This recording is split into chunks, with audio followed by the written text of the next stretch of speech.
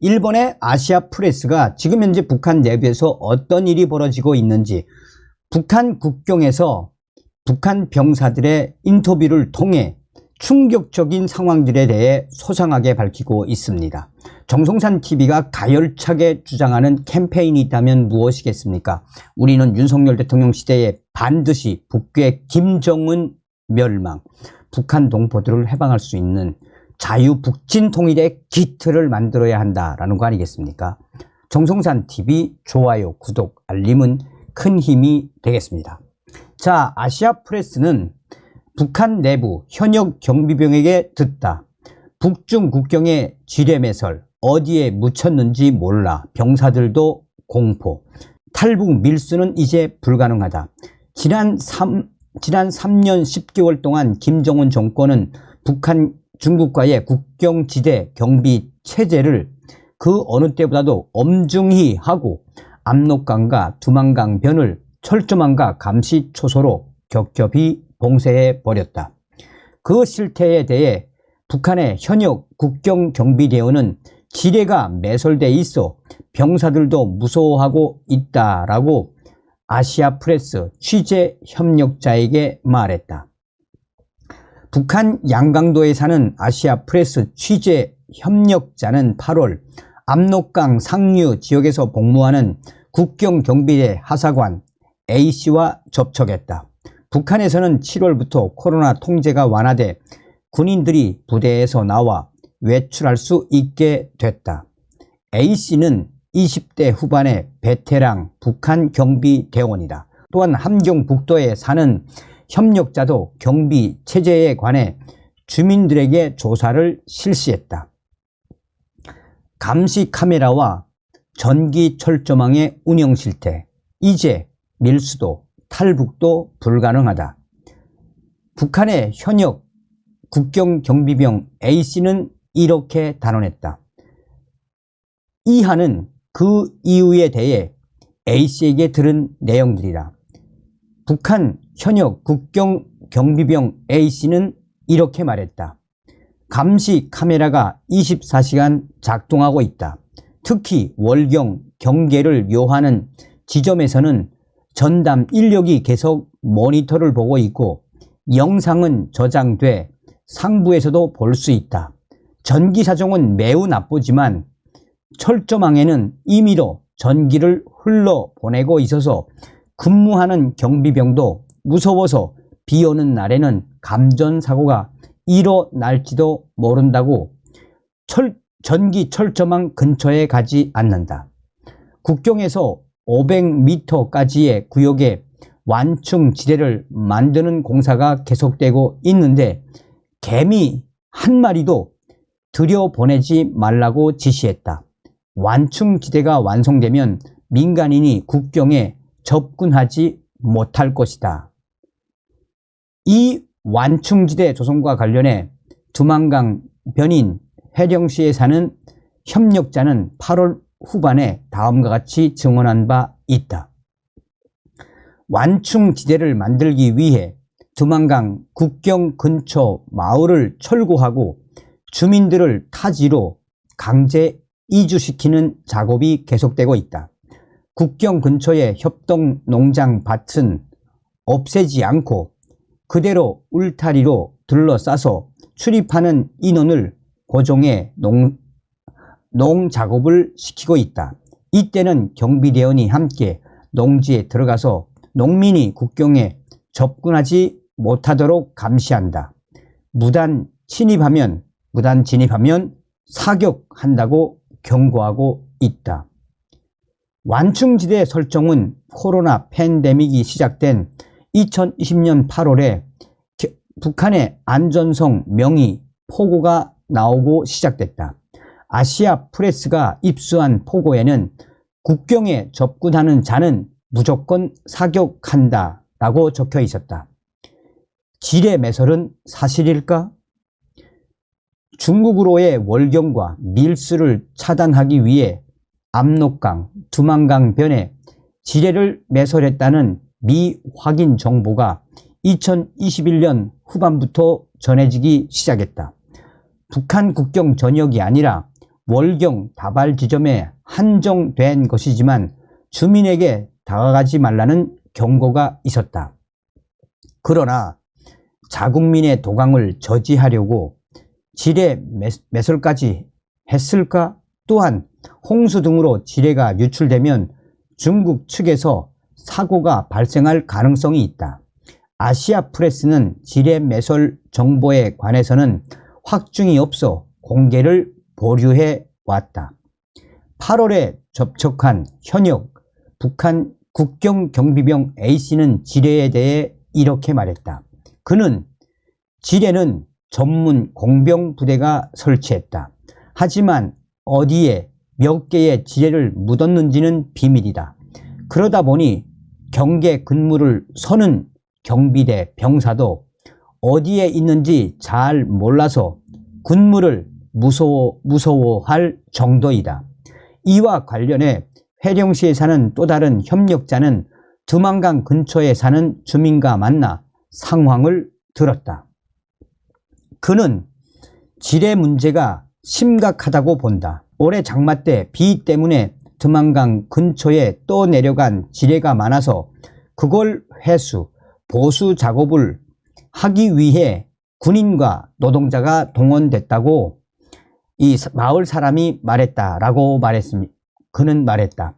한국의 북한 전문 매체 데일리 NK는 11월 6일 함경북도 무산군에서 10월 중순 중국으로 탈북하려던 5명이 지뢰를 건드려 사상한 사건이 있었다라고 보도했다. 아시아 프레스에서는 무산군에 사는 북한 취재 협력자에게 확인을 의뢰했는데 그는 그런 사건이 있었는지는 알지 못했다라고 회답했다. 실제로 지뢰가 매설됐을까? 매설됐다고 해도 그것이 진짜일까? 당국이 위협 효과를 위해 폭발하지 않는 가짜를 묻었을 가능성은 없을까? 라는 의문이 지어지지 않아 아시아 프레스는 현 시점에서 확증까지 이르지 못했다라고 전하고 있습니다. 한마디로 북한 김정은의 지시에 의해 북중 국경, 북한 국경이 거의 제2의 군사분계선으로 만들어 놨다는 것이 이 저의 WTR 내부 소식통들의 주장이지 않았습니까? 그만큼 김정은이가 탈북을 막기 위해 얼마나 지뢰까지 매설하며 전기 철조망까지, 이게 바로 북한의 현 주소입니다. 자, 지금 김정은 앞으로 큰일 나게 생겼습니다. 역시 미국, 북한 전역 일론 머스크의 인터넷 북한 상공에 발사한다라는 기분 좋은 소식. 종송산 TV 좋아요, 구독, 알림은 큰 힘이 되겠습니다. 북한은 인터넷 사각지대입니다. 외교, 대남 등 극소수 분야 직업군들의 특별 인가된 자들을 제외한 대다수 당 간부와 주민들은 21세기 최고의 문명 이기이자 세계를 하나로 연결하고 있는 인터넷에 접근하지 못하고 오직 당국이 통제하는 내부망만을 이용하며 생활을 하고 있습니다. 자유롭게 보고 듣고 생각하고 소통하는 권리가 전혀 없습니다. 이를 위반할 경우 최대 김정은이는 사형까지 처합니다. 국제사회도 이 같은 북한의 비브라더 반인터넷 정책에 대해 이렇다 할 문제의식을 보이지 않아 왔습니다. 미국의 외부 정보 전파 혁신 방안 모색 발언. 이런 상황에서 미 국무부 신임 북한 인권 특사 줄리 터너가 지난달 20일 조지 워싱턴 대학에서 열린 토론회 기조연설에서 북한 인권 개선을 위한 방법의 하나로 위성 배포와 다른 가용한 수단을 포함할 수 있는 혁신적인 기술에 대한 투자를 모색하고 있다라고 폭탄 발언을 쏟아냈습니다. 역시 미국입니다. 아니, 눈과 귀가 버쩍 뜨이는 이 연설의 본질은 과연 무엇이겠습니까?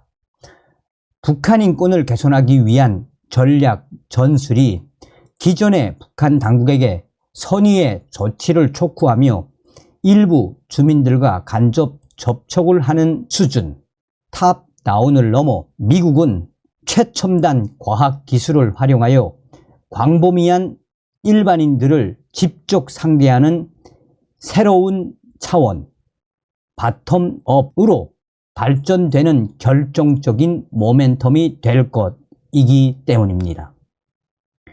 지금 세계는 인터넷으로 연결된 지구촌 시대입니다. 북한도 더 이상 예외로 있게 그냥 놔두어서는 안 됩니다. 북한 주민들이 일상적으로 접하며 사용하는 휴대전화, 컴퓨터 단말기, 노트북 등이 외부 세계와 접촉하는 통로가 되게끔 해야 합니다. 다행히 지금은 과학기술이 획기적으로 발전되고 있어 북한판 인터넷 아이언돔을 돌파할 수 있는 길이 열리고 있습니다. 기술, 와이파이. 미 국무부 북한 인권 특사인 줄리 터너가 이야기한 핵심이 바로 여기에 있습니다. 김정일에게 북한 전역 상공에 인터넷을 북한 상공에 뿌리겠다는 의지입니다. 줄리 터너가 설명한 위성 배포는 첫째, 책임있는 당국자의 연설에서 나왔다는 점에서 그 의지와 실행력 차원에서 남다른 의미가 있으며, 둘째, 활용수단은 미국 일론 머스크가 소유한 우주항공기업 스페이스 X가 개발한 스타링크 프로젝트를 염두에 두고 줄리 터너는 북한 김정은을 발칵 뒤집었습니다. 스타링크 프로젝트는 위성을 기반으로 한 근거리 통신망 서비스 제공 사업으로 어느 지역, 어떤 환경에서나 인터넷 접속이 가능하게 함으로써 정보 격차를 해소시키는 게 목표입니다. 지난해 2월 우크라이나 전쟁 초기 러시아가 기관망과 중개소 시설을 폭격하여 인터넷과 SNS를 마비시켰을 때 대체 통신 수단으로 유용성이 크게 확인되었으며, 이스라엘 하마스 간 신중동 전쟁에서도 서비스 제공이 예고된 상태입니다. 우크라이나 전쟁에서는 소형 위성 수신기 보급이 필수였으나 앞으로는 별도의 장치 없이 개인 PC, 휴대전화에서 곧바로 위성 전파를 수신할 수 있는 단계로까지 발전한 것으로 나타났습니다. 그야말로 천지개벽 수준의 기술 발전입니다. 아직 상용화 수준은 아니어서 고비용이 문제라고 하지만 우리도 국가 안보와 북한 변화를 위한 투자라는 관점에서 적극적으로 검토, 시행해야 할 것입니다. 정리해서 이야기하자면 말 그대로 역시 미국, 미 국무부 북한 인권 특사 줄리 터너가 북한 김정은 정권의 이 인터넷 사각지대에 일론 머스크의 인터넷을 북한 상공에 발사하겠다라는 그 의지를 드러낸 것입니다. 따라서 한국의 윤석열 정부는 미국 행정부와 긴밀히 논의하는 가운데 필요시 범정부적 추진 태스크포스 구성, 일론 머스크와의 직접 면담 등을 통해 프로젝트 조기 시행과 연차별 운영 계획 등을 협의해 나가야 합니다. 액션, 국내외 연대 조직 결성. 한편 정부 차원 대초와는 별도로 민간은 북한의 반동사상 문화 배격법, 남한 영상물 유포자에게 사용까지 구형을 비롯한 당국의 반인권적 행태를 고발하고 시정을 압박하는 캠페인을 보다 강력하게 전개해 나가야 합니다. 물론 지금도 국내외 NGO들이 UN 북한인권조사위원회 보고서 등에 기초하여 북한의 주민들의 기본권 보장 촉구 운동을 전개하고 있으나 21세기 만능 보고민 인터넷을 주 타켓으로 하는 한 놈만 때리기 전술도 차단할 필요가 있습니다. 북한 주민들이 인터넷 세계로 들어오면 지금까지와는 180도 완전히 다른 세상이 펼쳐질 것이기 때문입니다. 주민들이 김정은 출생 조작, 김정남 암살 등 당국의 새빨간 거짓 선전과 악행을 알게 되고 자유롭고 풍요로운 외부 세계에 대해 눈을 뜨게 되면 북한 체제의 미래가 어떻게 될지는 너무나 명확합니다.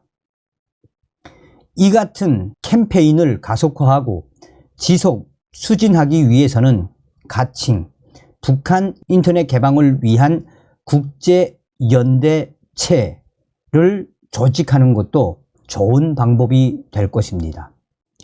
오래전부터 북한을 근본적으로 변화시키기 위한 방안으로 다섯화 전략, 비핵화, 자유화, 시장화, 친한화, 세계화를 개념으로 강조해 왔습니다. 그리고 윤석열 정부의 핵심 가치는 자유와 연대입니다. 평화와 통일이라는 대목표를 달성하는 방법에는 당국 간 대화도 있고 힘도 있습니다. 그렇지만 대화는 상대 호응을 전제로 하며 힘을 배양하는 것도 하루 이틀의 일이 아닙니다. 그러므로 그 사이에 우리가 한시도 멈추지 않고 꾸준히 해야 할 일이 있습니다. 그것은 바로 북한 주민들과의 직간접적인 소통입니다. 북한의 반인권, 반평화적 행태가 극으로 치닫고 있고 미국의 인권 정책이 보다 적극적으로 전개되고 있는 지금이 북한 주민들에게 한 발짝 더 가까이 다가갈 수 있는 적기입니다. 윤석열 정부는 정부대로, 국제기구는 국제기구대로, 민간은 민간대로, 필요하면 민관군이 연대하여 가용한 모든 채널과 방법을 총동원하여 눈과 귀가 가려진 채 고통 속에 하루하루를 살고 있는 북한 동포들을 깨어나게 해야 합니다. 인터넷은 자유의 공기입니다. 북한 주민들이 인터넷을 자유롭게 접속할 수 있는 그날이 첫 번째, 기본권을 누리는 인간다운 삶. 두 번째, 진정한 남북 교류 협력을 통한 민족 공동체 형성. 세 번째, 가짜 평화가 아닌 영구적인 평화. 넷째, 자유 대한민국이 주도하는 통일 한국으로 가는 바른 길, 지름길이 될 것임을 확신합니다. 그러므로 정부는 북한판 인터넷 아이언돔을 돌파하는 문제를 비용의 관점을 넘어 큰 시각으로 접근하길 바랍니다. 생각할 수 없는 걸 생각하라. 기본에 충실하라. 이 두 격언은 휘대의 독재자 김정은을 상대하며 평화와 통일을 개척해 나가고 있는 국정원, 통일부 등 정부 부처는 물론이고 국내외 민간 단체들이 곱씹어봐야 할 소중한 가르침입니다. 유비무환, 국론통합, 주동자귀, 적수천석. 자, 이런 훌륭한 칼럼을 써주신 각길섭 원코리아 센터 대표님 감사드립니다. 다음 시간에 뵙겠습니다. 멸공. 정성산TV 좋아요, 구독, 알림은 큰 힘이 됩니다. 후원해주시는 모든 분들께 가열차게 멸공.